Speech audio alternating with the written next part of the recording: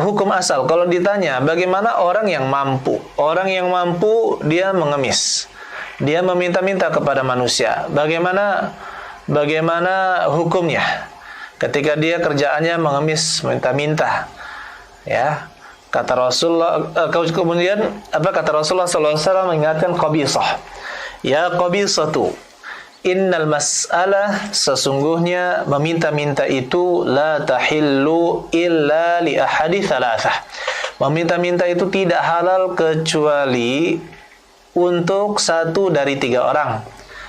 Ya, satu dari 3 orang. Ini akan kita sebutkan.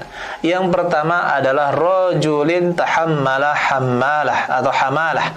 Seorang yang menanggung hutang fahallat lahul mas'alah hatta yusibaha thumma yumsik.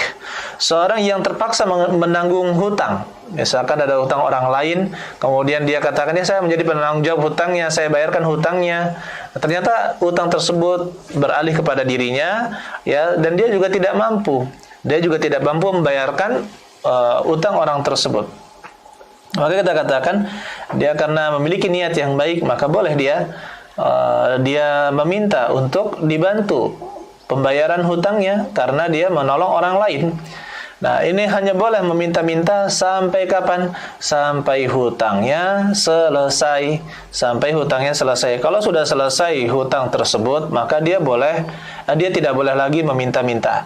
Kemudian kata Rasulullah SAW, orang yang kedua, wa rajulin asabathu jaihah, yaitu seseorang yang tertimpa bencana, tertimpa malapetaka, ya, ihtajat malahu, yang mana bencana tersebut menghabiskan hartanya. Fahallat lahul mas'alah hatta yusiba qiwaman min aish, maka halal baginya meminta-minta sampai dia mendapatkan qiwaman min aish, yaitu penopang hidupnya. Jadi kalau misalkan ada orang rumahnya terbakar misalkan, atau misalkan terjadi gempa bumi, sehingga dia seluruh hartanya hancur, begitu pula terjadi musibah seperti tsunami misalkan, ini adalah bencana-bencana. Dan ketika itu ya kita dapatkan keadaan-keadaan seperti saudara-saudara kita yang terkena bencana, maka tidak ada harta kecuali apa yang dia kenakan saja. Tidak ada harta kecuali apa yang dia kenakan saja, dan itu sudah berhari-hari. Maka yang seperti ini ayo ikhwan, boleh baginya untuk meminta-minta sampai dia bisa tegak. Bahkan dia boleh meminta sampai dia bisa menafkahi dirinya sendiri, sampai dia bisa menafkahi dirinya sendiri. Adapun yang ketiga adalah orang yang warajulin asabathu faqah, orang yang mendapatkan faqah, yaitu kemiskinan, hatta yaquma thalathatun min dhabil hijjah, sampai bersaksi 3 orang yang memiliki pandangan, atau 3 tokoh min qaumihi, dari kaumnya, laqad asabat fulanan faqatun, sungguhnya si fulan telah ditimpa kemiskinan, fahallat lahul mas'alah, maka halal baginya meminta-minta hatta yusiba qiwaman min aish, sampai dia bisa menopang hidupnya.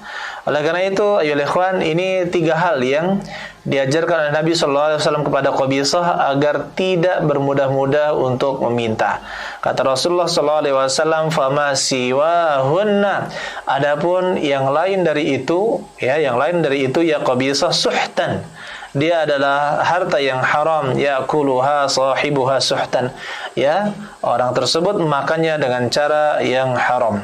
Saudara-saudara sekalian yang mudah-mudahan kita dirahmati oleh Allah Subhanahu wa taala, oleh karena itu kita harus berhati-hati ya dalam meminta-minta. Kalau bisa dalam hidup kita tidak pernah mengemis, tidak pernah meminta, maka jangan meminta. Kecuali benar-benar terpaksa seperti tadi, orang yang terpaksa menanggung hutang orang lain. Ya, kemudian yang kedua, orang yang bagaimana orang yang ditimpa musibah bencana, kebakaran sejenisnya, banjir atau yang lainnya. Kemudian yang ketiga adalah orang yang disaksikan bahwa dia ini benar-benar orang yang miskin. Dia sudah misalkan berusaha tapi tetap dia tetap miskin, ya. Maka seperti itu pun disaksikan oleh 3 orang, ya, 3 orang yang saksi, yang bisa menjadi saksi bahwa orang ini benar-benar dicatat sebagai orang yang miskin.